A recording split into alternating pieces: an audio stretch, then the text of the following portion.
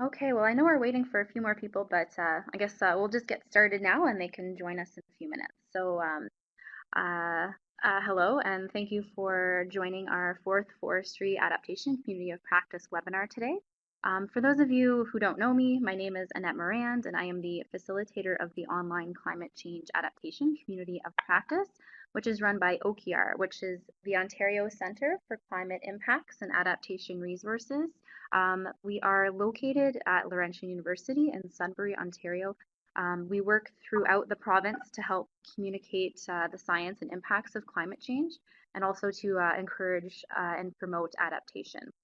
And so the way this webinar will run, I'm just going to give a short introduction followed by the main presentation, which will go for about 40 to 45 minutes. And also at the tail end of the presentation, we will have a few minutes left over to go through any questions that you might have for Harry. So just a quick reminder before we start, if you haven't done so already, would you please dial *6 to mute your phones? It just helps to limit the amount of background noise and interference on the line. And then also, if you're choosing just to participate on the computers, or anyways, if you have both, just mute your computer speakers.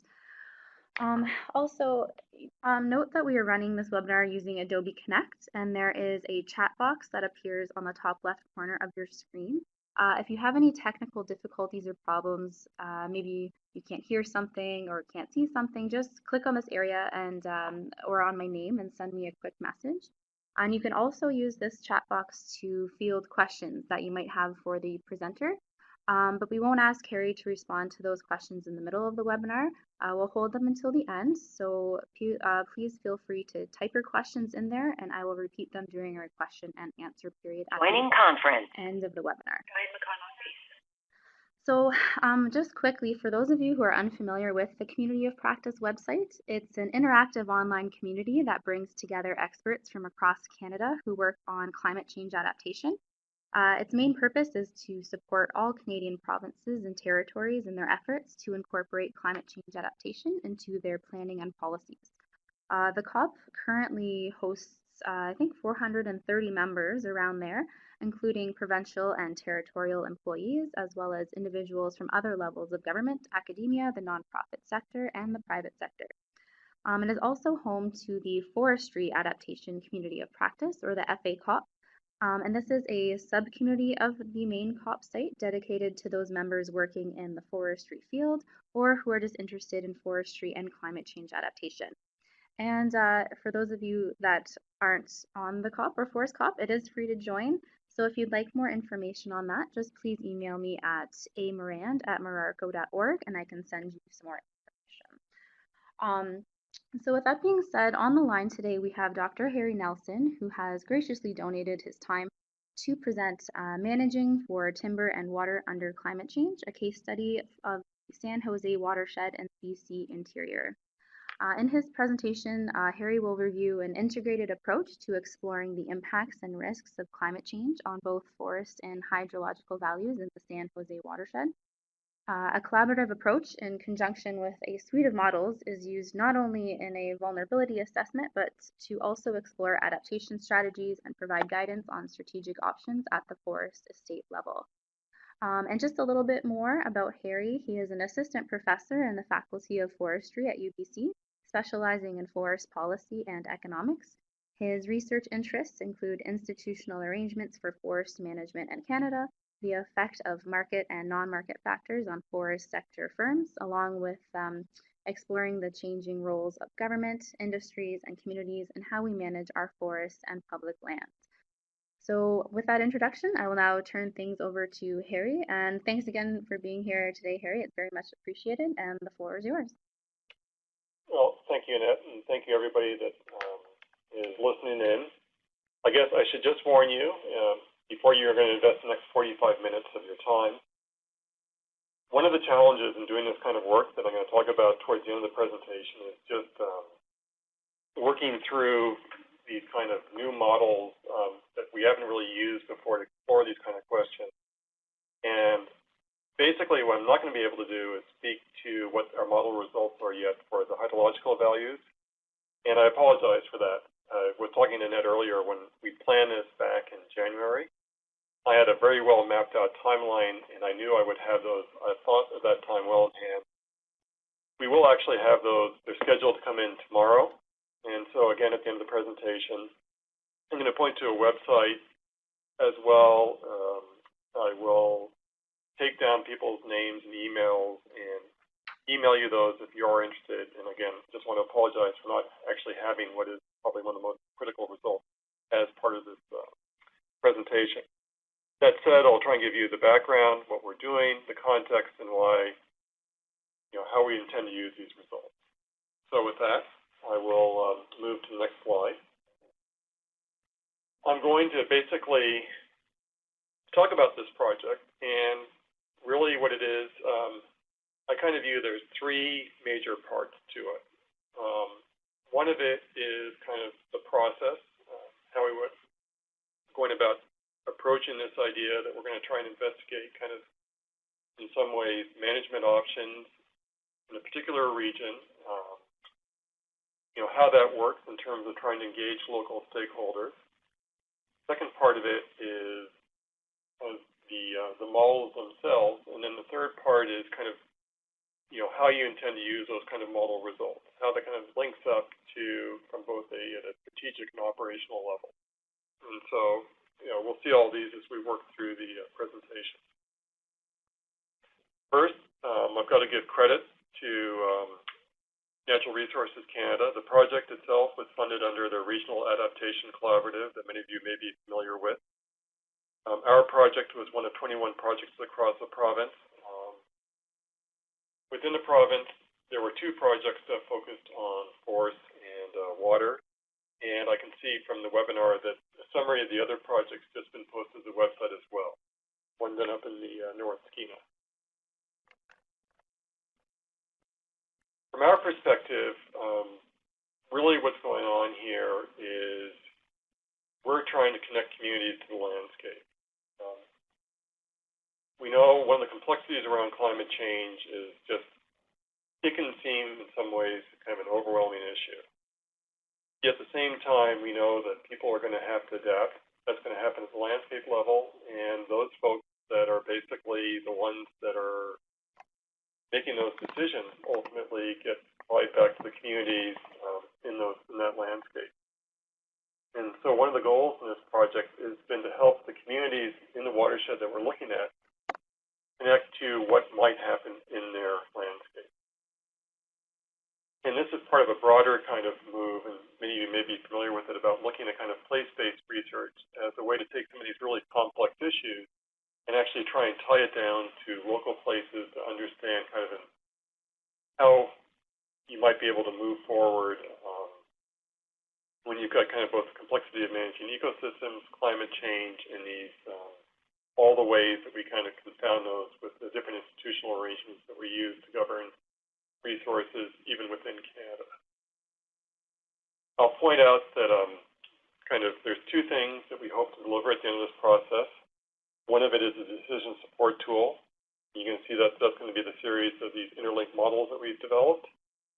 And the second of it is actually a process, because we did this in collaboration with the local stakeholders, decision makers. And part of our goals here is to try and develop a collaboration that's going to live on beyond the life of the project itself. This is particularly an issue in British Columbia where, to put it mildly, our water governance framework is antiquated, to say the least, and we really don't have existing institutions that kind of manage things at the watershed level, other than kind of various regional groups, but it's kind of sporadic, and we certainly don't have that in the area where we're working. Here are the goals of the project. First of all, our primary goal was to look at how climate change could impact the service and values from the forest resources in the watershed. We wanted to look at different forest management options at the watershed level. Those were around rates of harvest, where you were harvesting, and different regeneration strategies. We wanted to look within the watershed, basically, if those different forest management strategies could influence or address water concerns in the watershed. And we'll see in the next few slides that the watershed we're looking at is one where there already have been concerns about water availability, which are expected to become even more significant going forward. Fourthly, mentioned this already, basically bringing people together that haven't typically thought about it from an integrated perspective. BC, we kind of manage forest, we manage water quality in terms of how we kind of make our forest decisions, but we really don't think about the impact of how we're managing that forest landscape on water availability or water quantities. And finally, we wanted to see whether or not that broader discussion might also help people influence longer-term decisions within the region over different planning around water allocation, water use, above and beyond just simply thinking about how forest management could influence or affect potentially water outcomes.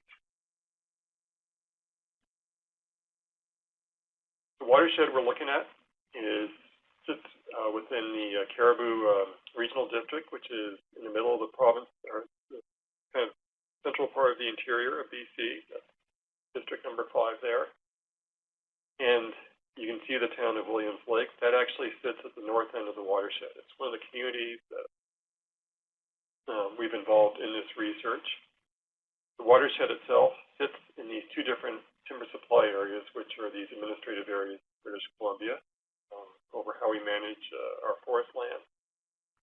And in this particular part of the province,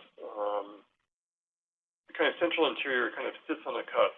At this time, the climate models, while they all suggest that we'll definitely see increasing temperatures, both in winter and summer, and we'll see some of those projections in a few slides, they are a bit mixed as to what's going to happen in terms of precipitation forecasts, which we know are much more uncertain. Generally, to the north of the Caribou, suggestions are that it's going to get wetter in both winter and summer. Caribou and south, certainly south of there, suggestions are it's going to get drier. Kind of where we sit in the Caribou there, some of these models can go either way. And that's just something to keep in mind when we're interpreting some of the results, especially the different scenarios that we pick. This basically shows the watershed itself. It's about 100 kilometers from Williams Lake to 100 Mile House there, 120 kilometers actually, which is just outside the watershed. It's basically, elevation range isn't that great. You'll see it's heavily forested, covered by the green areas, mainly a mix of interior Douglas fir and this dry interior Douglas fir and lodgepole pine, much of which has been impacted by mountain pine beetle. The San Jose River flows through the kind of the center of the watershed. That little red line there is Highway 97 that follows the river for most of the way. And along the river itself, in the valley bottom, are agricultural land. There's a lot of ranching in this part of the interior. There's basically 13,000 folks that live in there. The major communities are the city of Williams Lake, has a majority of residents. There's, 108 Mile House, which sits at the south end of the watershed in the Williams Lake Indian Bay. And there's also another community called Lac La Hache that sits partway down. The San Jose River, which runs through the watershed, has wildly variable flows. It has gone dry in previous years because of water withdrawals and basically periods of low precipitation. And the concern here is that you're going to see a lot more of these in the future. And that's kind of motivated in part. We'll see a lot of the folks participate in this project. Pie chart to the right shows you current water allocation in the watershed. You'll see there that the majority of it, nearly 70%, is for irrigation, and that's for farmers that are ranching and basically growing hay for their cattle to use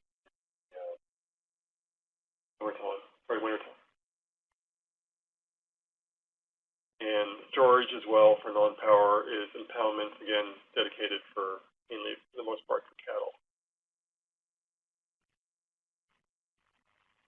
In this part of the interior, water is key. And one of the outcomes in going through this, we went up there to talk about both forestry and water, but throughout this, water is top of mind for all those communities that are there. I mean, there's both in terms of the water availability. The city of Williams Lake, they rely on the aquifer that underlies Williams Lake that gets recharged by the lake and the river itself. They've seen water levels dropping there. They're worried about the sustainability of their water, the aquifer and their water supply. Mentioned earlier, the river has currently high flows in wintertime, but very low flows in the summer. And in 2003, actually dried up before it even reached the Williams Lake itself. Accompanying those low summer flows, you get much warmer temperatures, which has an impact on the fish species and populations within the river. Stepping outside of just the concerns about what could be happening to, water availability, riparian habitat, aquatic species, Watershed itself has been impacted by mountain pine beetle.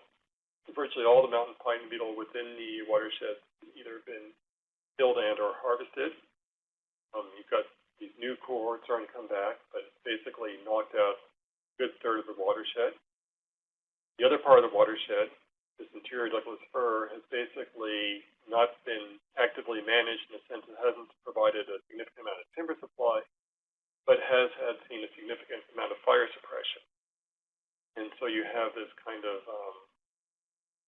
in some ways, a bit of a schizophrenic watershed where you've got this heavily kind of disturbed the mountain pine beetle and harvesting for the pine part of it, part of the watershed that really has not seen a lot of harvesting activity in the last 40 years.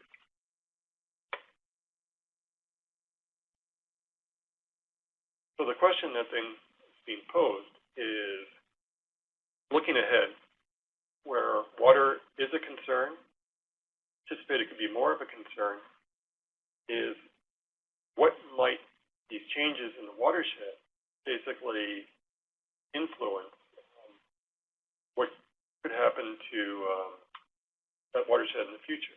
And there's really three main parts to that. The effects of the mountain pine beetle, as these stands basically disturbed. Right now, there's not a lot of trees there, so they're net contributors to the watershed, but as those trees come back, what's going to be the impact on water availability? Fire suppression. Again, what's the impact from basically what's going to happen to the kind of that portion of the watershed where you've got these Douglas fir stands where we basically kept fire out. How might that play out in terms of going forward, in terms of where they currently stand? There's issues in terms of forest productivity and health, but stands have become so overcrowded that in some periods during the summertime when it rains, no rain may even reach the forest floor. And then finally, how might climate change impact in terms of what's happening overall in terms of forest growth, but also then in terms of landscape changes and how much water may actually be entering the river system and be available to meet all those hydrological values that people currently rely on in the watershed. So here, I'm going to go through in a bit more detail. Right now, talk about the schizophrenic watershed. We have a situation where we are seeing basically a greater contribution to the from whatever water is entering the system right now to those portions of the land base where we've had this impact of mountain pine beetle. But over time, we can expect that contribution will diminish as those forests grow back. Then one of the questions becomes, if we have this even-aged forest going forward, what kind of risks does that also create in the sense of creating yet perhaps increasing future risk for another outbreak, another 80 or 100 years, not only in terms of the potential for yet another mountain pine beetle outbreak.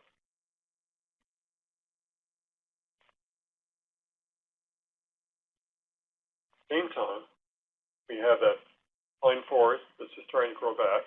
We know it is contributing right now to water supply, but that effect may diminish in the future. We also have this dry Douglas fir forest.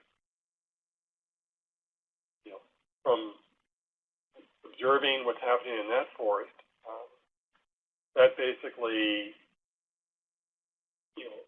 is reducing its contribution to surface runoff and to groundwater, and we may anticipate that, that may also be leading to reduced forest productivity in the future, and this is also affecting basically how much water may be entering the system. When we turn our attention to climate change, where we expect that the timing and the availability of precipitation is going to change, as well as how temperature and availability of precipitation is going to change forest growth itself. So we basically have these three interacting phenomena going on all at the same time, and we can kind of individually think about how it might affect water availability. We can think about the Douglas fir forest, and we can think about different options in terms of harvesting or thinning, trying to improve forest health or perhaps contribute to water yield. But we don't necessarily know what the overall effect will be at the watershed level unless we somehow put them all together. And that's really been the purpose of this kind of approach we've taken towards trying to model the effect of all these three interacting phenomena. And basically, as we move into what we've done now, is we approach the communities up there with a set of models and scientific expertise to be able to kind of formulate, help them identify what questions it was they want answered, offer them the background, the scientific expertise about how we might be able to go and answer them, while they, in turn, provided us with local knowledge, experience, and information to basically help calibrate and develop these models. At the end of the day, not only do you end up with a set of tools that are calibrated to help explore these kind of questions up there, but you also end up with a set of information that one hopes will assist basically not only the local planners, but also the resource managers, those folks involved in determining the forest management strategies, silvicultural strategies, and even down to regeneration standards, that it might help them understand where they may need to start wanting to make changes to the way we currently do business. So I'm going to move into the next part of the talk. I'm going to talk a little bit about how we engage with the stakeholders, talk about how we model the changes, and then at the very end, I'm going to talk about how we're communicating results and where we are. And I have to preface this that, there have been some efforts out there to look at this kind of, people have started to do this kind of integrated assessment approach in collaboration with local user groups, but it's still something that's fairly novel. And there was a large element of kind of learning by doing here, which I can speak to at the end if people have questions about it.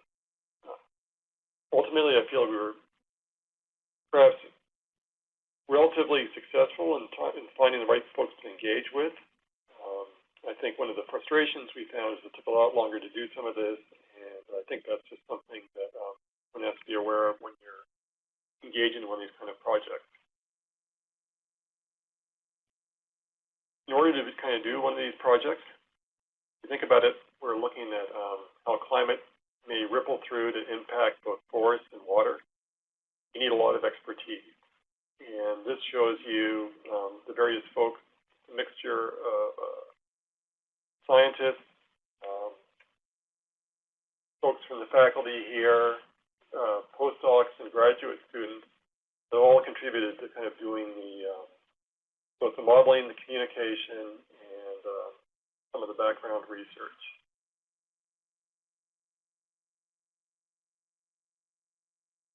I'd also have to point out that for something like this to work, it's important to be able to get the right folks in the room. And from the very beginning, we were trying to include anybody that had an interest in what was going on in the watershed. And at the end of the day, this is the group that we ended up with. Top three, I'd say, are those folks that have, those are the communities that actually sit in the watershed. And I'd have to say they're the ones that have been most keenly interested in this. City of Williams Lake, Caribou Regional District, which basically covers kind of all the unincorporated area outside of the city limits. The Williams Lake Indian Band that sits at the south end of the Williams Lake. And that follows a mix of basically the various decision makers, Ministry of Forests, Lands, and Natural Resource Operations, manages the forestry land, or sets the rules at least for how the forestry land base is managed. Ministry of Environment, that at least when we started the project, dealt with issues around water allocation and water quality. Some of the water allocation issues are now moved over. Two local, well, one international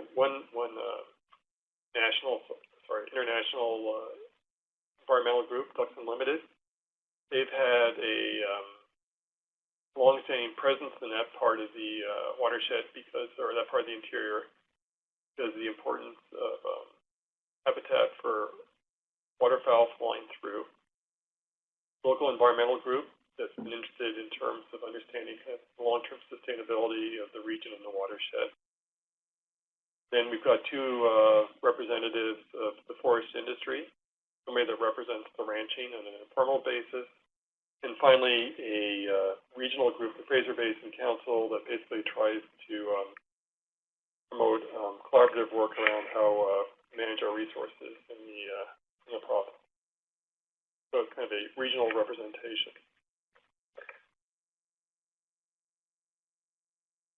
We're just in the end of wrapping up this project. We're, say, 2 years, 3 months, and we're in that period of time. We've basically been up there 4 times. We are returning actually there at the end of this week on Friday to kind of present these results, which is one of the reasons I feel confident in being able to say I will be able to email you those hydrological results. So I need to have them by tomorrow. And you know, this has clearly been an important part of how this works successfully. We've had workshops where we went up to basically talk to people about what we wanted to do. You'll see in a few slides feedback we got on kind of what values, what things we were trying to, questions we were trying to answer. And part of this too was to be able to show people how we intend to go about it, the models that we were going to use. And I think this was key because one of the concerns that we had in the project was, you know, can't very well go up there, you know, without having had this opportunity to talk with folks to basically give them the results from these various black boxes, because it's not going to seem very meaningful. And I think that's definitely been one of the, you know, the values we've learned from this is not only has it improved in some sense modeling, but I think it hopefully improve people's receptivity to actually wanting to use the results and then be meaningful in terms of how they're going to be able to use them. One of the things I'll note there is this group field trip to the watershed. And for anybody that's considering doing something like this, I thought this was a very successful aspect of, we did that last spring, in which we basically kind of paired up a particular researcher or a scientist or a modeler at different sites in the watershed to try and link through what some of the modeling was done, either to falling lake levels up in the southern part of the watershed, 108 Mile House, to looking at the wells where the City of Williams Lake draws its water to talk about aquifer issues there and water demand, to looking at water withdrawals through the watershed, looking at beetle-affected stands, looking even at this really dense Douglas fir and the reduced productivity there. Well, always easy to conceptualize these things. When you think about modeling changes, you think about climate influence forests, and how forests influence hydrology. really, in some ways, it's as simple as that, although the devil's in the details. And I'll speak to that towards the very end.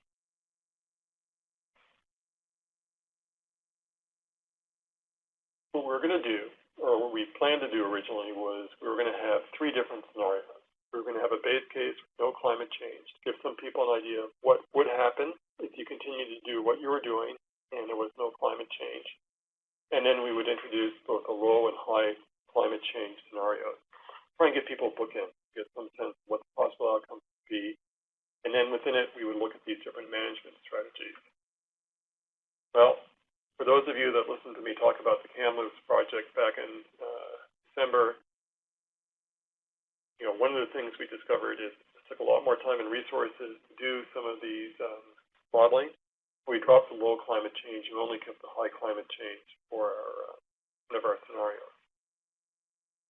That said, it's something we can go back and adopt, but at this point we have kind of a base case with no climate change, high climate change. So in some ways we've widened out our bookends a bit more, but still have kept that bookend idea.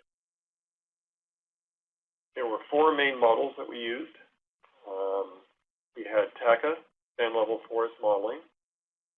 I'm sorry, just realized I made a mistake here. That Mike's G groundwater hydrological modeling we did use early on in the project, but had to drop it for data reasons. That was one of these learning, where we basically, data needs are quite significant. And, at the time we thought we'd be able to do a more detailed groundwater modeling. Found we weren't able to do it.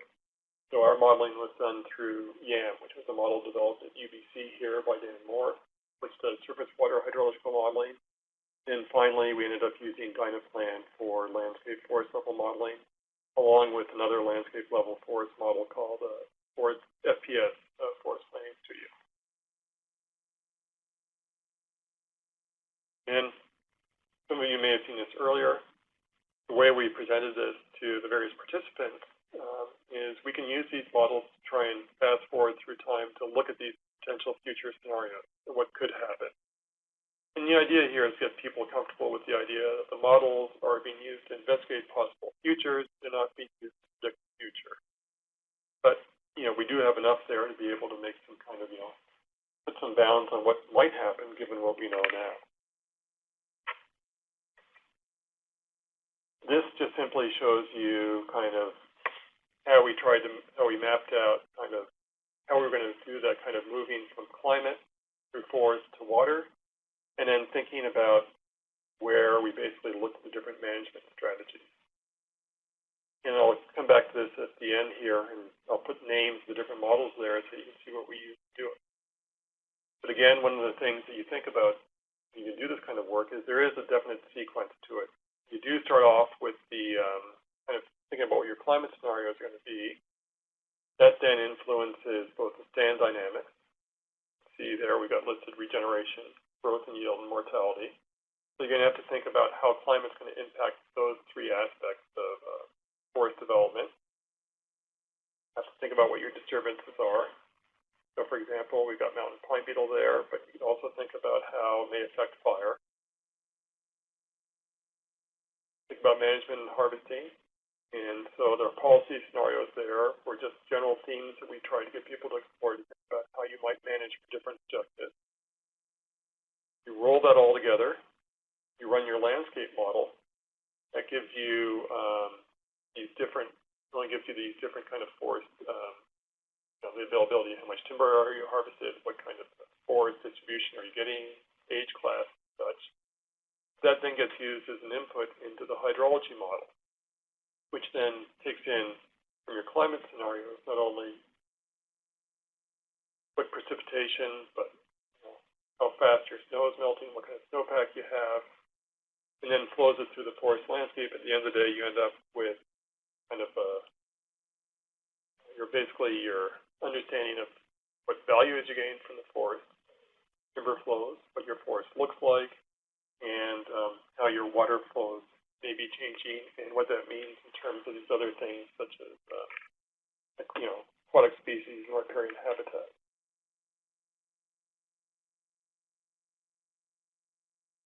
I'm going to just have a slide here for each of the models. Like can point you to the website at the end and other places where you can find out more information about it. But we were fortunate at UBC here, we could draw on a number of different models that have been recently developed here. First one by Craig Nitschke basically looks at how different tree species, the probability of regeneration changes under different climatic conditions. So we were able to use that to basically look at how tree regeneration could change under the different climate scenarios in the watershed there. We also use that to as an input to how we model growth and yield, which I'll speak to in the next slide. So one of the things that the challenges you face, we started thinking about trying to understand how climate change can impact kind of local conditions or forests, are trying to kind of utilize some of the existing information we have out there.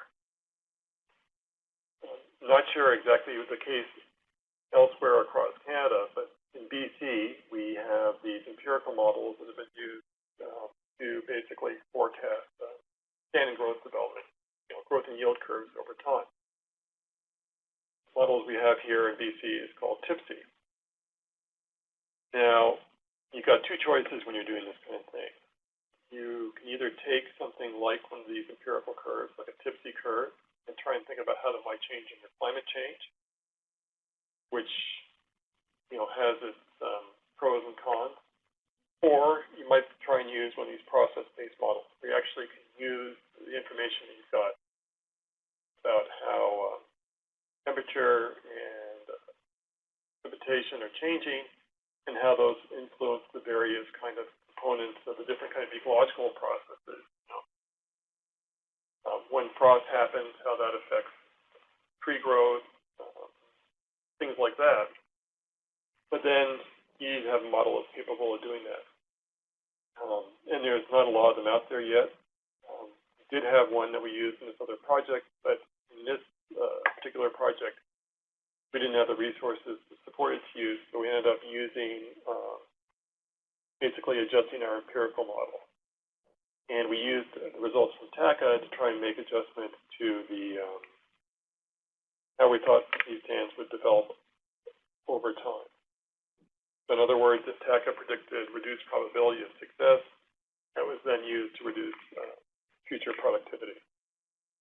Not perfect, but it was one of these things that was one of the limitations in terms of we had to do to be able to get the project done.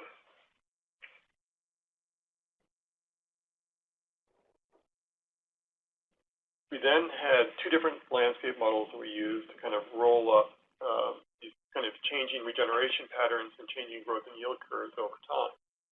First one is FPS, which is a forest harvest scheduling model.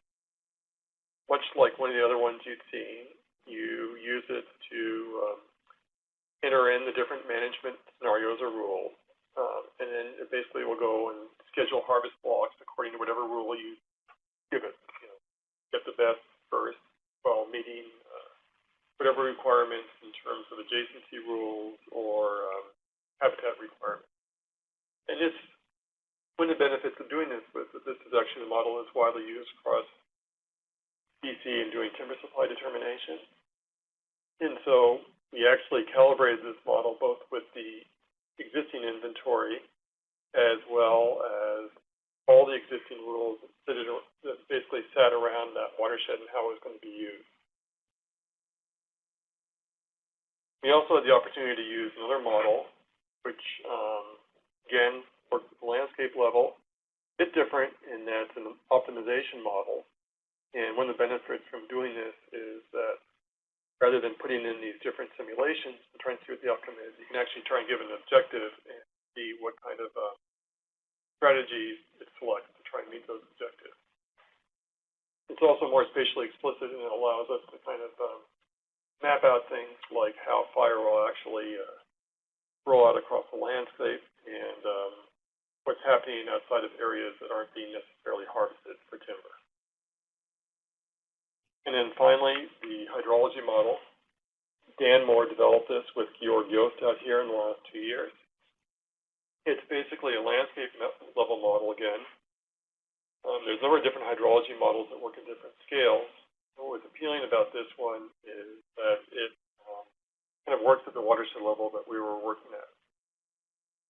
You feed in, again, one of the benefits of it too is that it's meant to be calibrated to a particular place. You feed in the information you have about forest cover, about past climate records, past precipitation records. You basically can try and predict, kind of, if you got that much rain next year, temperatures were this, how much water you'd anticipate kind of would be flowing through that system. And so we had something, the models that could speak to the forest growth, made these adjustments to forest growth and yield curve, pulled it up to the landscape level, and then that got fed into the surface hydrology model to say what would happen if we had this climate and the forest managed in this way or developed in this way. And so we go back and we look at the the different parts that we're trying to model here, and you can see where the different models speak to these particular parts of this modeling process. And so at this point, we have outputs from all the models. The one exception is YAM there, which, as I said, we're going to have those initial outputs probably be posting to the website that I'll speak to at the end in the next day or two, anticipating that we're going to be going up presenting these in a workshop at the end of this week. So you go back, and it's easy to lose track of when you start working on these kind of modeling approaches. You can get excited about developing the models and get them to work. We have to remember, though, that we're trying to go back and answer questions that people had about what they were trying to achieve in the watershed. And I'm just putting these back up here to show you that these were kind of questions that got raised, and the values that people had, around range or water or habitat and timber. And then these were the questions they had about what would happen to these under climate change or these disturbances. And the only thing I'd note here is that some of these we can speak to through the modeling. A lot of them are just kind of, ones that can't be answered in the model, or larger questions that hopefully this kind of process helps kickstart. For example, you start to look there underwater, things like potential responses to hydrological change through supply and demand management.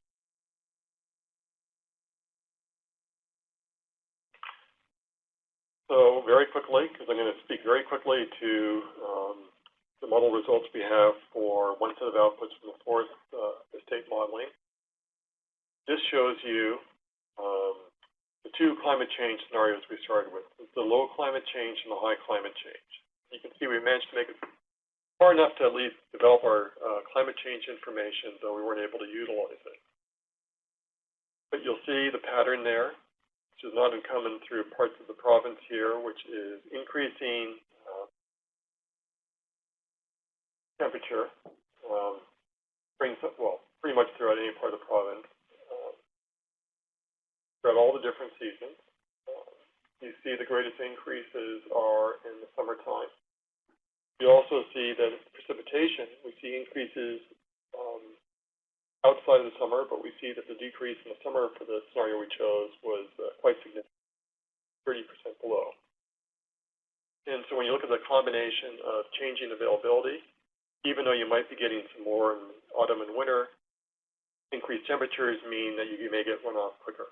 And so this is one of these things you're not sure yet how that plays out until you actually run it through your modeling in terms of when those flows are changing, or the overall impact on water availability. And then this just puts this in the context of what we have observed in the past and what we will expect to see in the future. So the top part shows you the median temperature over the past 30 years based on the climate records from the Williams Lake Airport. And the red shows the projections. And again, you'll see definitely we're pushing outside of normal ranges. especially in terms of summer temperature and in seasonal precipitation. While the projections are potentially within the range of historical variability, definitely do see again that lower pattern in the summertime. So one set of model results,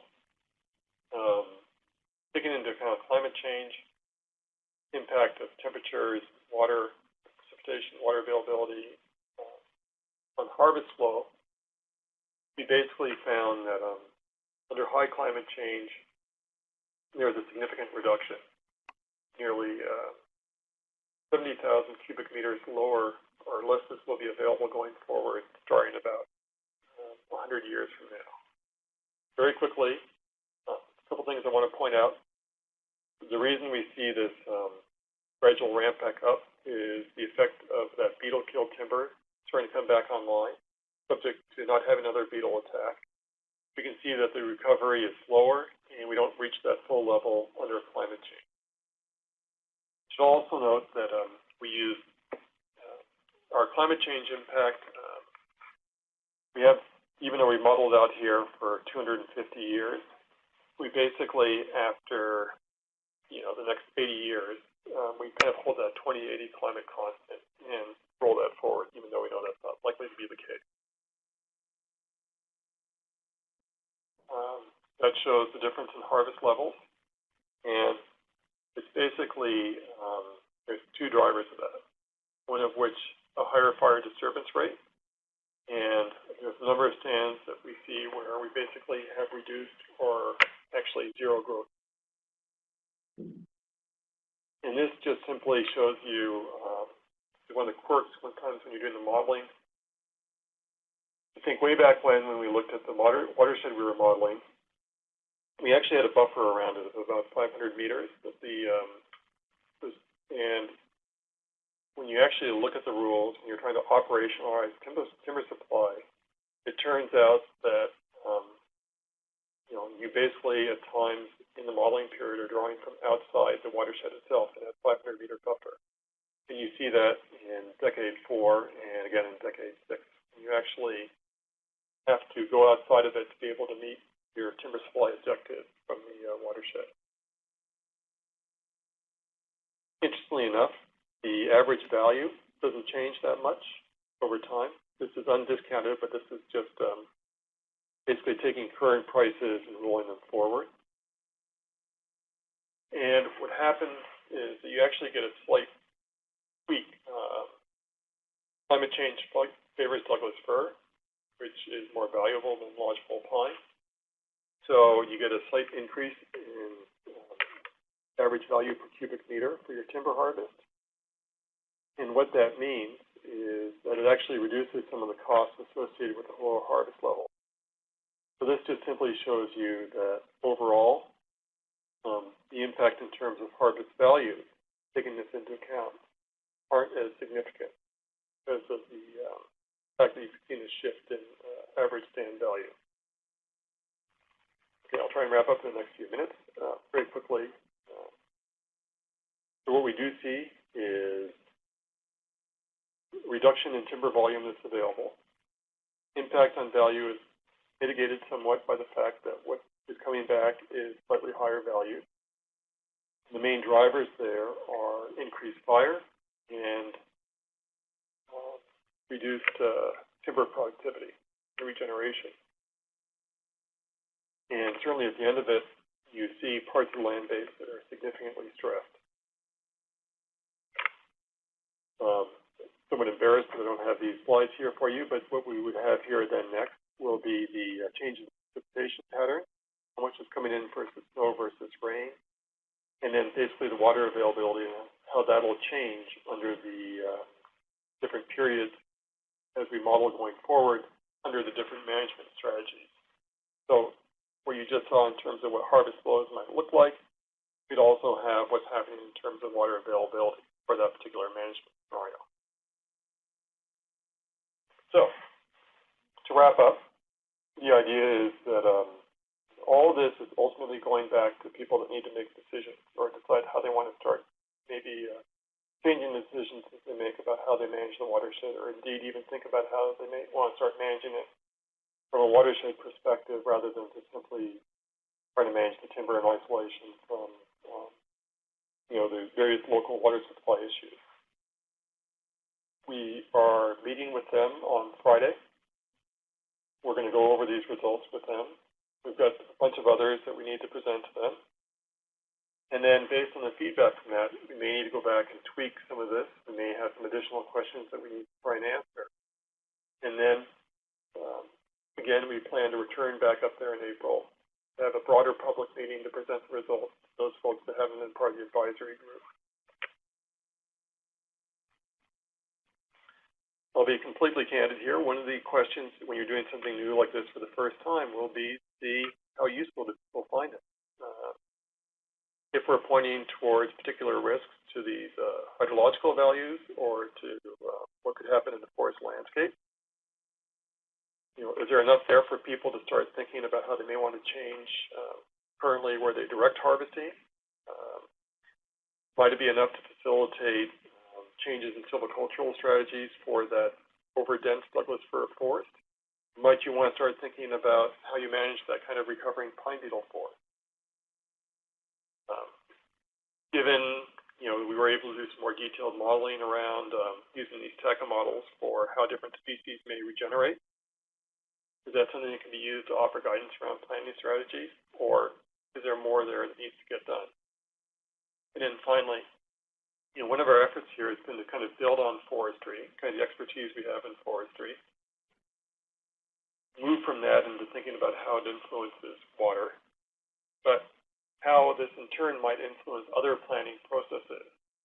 So we've made the effort to engage with the regional district and the city that have their own kind of economic development planning processes, but understanding too how this might help them better assess kind of where they want to invest their efforts or what they might want to do differently is something I think that there may be an opportunity to help inform that as well too. And I think that's something we're looking forward to when we get together with them at the end of this week. At the very least, I think it'll be quite clear, especially based on the conversations we've had so far, that people are eager for an integrated approach. I mean, there's definitely a feeling that there's a disconnect now between how we're managing the forest, what's happening in terms of water, and that we haven't actually linked those two, even though there's a clear relationship between the two. Challenges. Well, it's easy to complain about all the things that make it difficult, but I can speak to these. But I think at the end of the day, these are all things that can get overcome, and which we've managed to do in the project. And as I'm running out of time, I'll leave you guys with the website where we've got a lot more detailed information posted on these various workshops, the models themselves, and where we'll be posting the hydrological results in the next few days. And for that, thank you. I'm sorry it took more time than anticipated, and I'd be happy to try and answer any questions that I can, or take any emails to try and answer those too. Okay, great. Thanks so much, Harry. I'd like to, open the floor. Are there any questions out there? You can just unmute your phone by pressing *6 again, or you can type your question. But any questions out there? Hi, Harry. It's Tim Williamson here. Hey, Tim. How you doing? Good. Harry, I want to say that's a very interesting presentation and a very much needed kind of integrated assessment. And I think you've done a really good job of starting to move along those lines. And so great job there. One of the things, just sort of the first thing that came to my mind as I was seeing some of your results on the timber part was, there's these sort of different offsetting kinds of impacts. There's maybe a timber supply reduction, but an increase in value. And I guess it sort of really depends on sort of what the local stakeholder feel about what the most important thing is. But right on the surface of it, it would seem that there's not much of a change in value. Maybe there isn't a lot of compelling reason for an adaptation response to that. But I'm just interested in kind of in what you think are the most compelling results there in terms of sort of adaptation implications. Well, to be honest, Tim, I think this is why I kind of maybe kind of keep making excuses, but I think it's going to be around the hydrology, right? Yeah. I think that, if you just look at the projections for the reduction in how much water is going to be, how much precipitation, number of precipitation the watershed is going to get, you already know that they've got low flows in the summertime, it's going to be reduced further. That it may be that the greater value that, to be honest, that people place is managing that forest for water. That's kind of really what motivated their interest in the project. And the potential benefit, and this isn't something that you can really pick up through the kind of modeling we did, is you'd be, my anticipation is if we had, you're going to see a lot more stress in that Douglas fir forest, right? You see it in the modeling for the tree regeneration. You see there's a number of stand types where, it's starting to get marginal. You're not getting pine regenerating. You're having challenges around even the Douglas fir. But the thing is, in the way we approach the forest, the forest growth, the Tipsy adjustment, you still have a fairly large bulk of forest there that you're not necessarily picking up the risks associated with having these large blocks of pine that are going to be probably more stressed, or the increased fire risk. And so I think that's kind of a limitation of the modeling approach that we've taken today. I think that another limitation, I'll be honest here, is that one of the things that motivated, and I'm trying to figure out how we're going to be able to do it, is we wanted to investigate thinning as a strategy for augmenting or improving forest resilience, forest yields, and potentially contributing to water supply. And that was something that we have yet to do, but there may be the potential there that that's kind of an adaptation strategy that kind of is a win-win in the sense that can contribute a bit to timber supply and may also benefit water supply. Thanks, Terry. Okay, thanks. Anybody else? Anyone at all? Questions? Okay, well, thank you everyone for joining the FACoP webinar today, and a big thank you obviously goes to Harry for your time and effort. So thanks again, and have a great week, everyone. Yes, and I would say I do promise that we will post these hydrological results to the website before we go up on Thursday. Okay. So if you don't see them, please feel free to email me, harry.nelson@ubc.ca, and we will continue to keep the website, update the website as we wrap this up over the next month. Perfect. Okay. Thanks so much, Harry. Thank you. Bye-bye.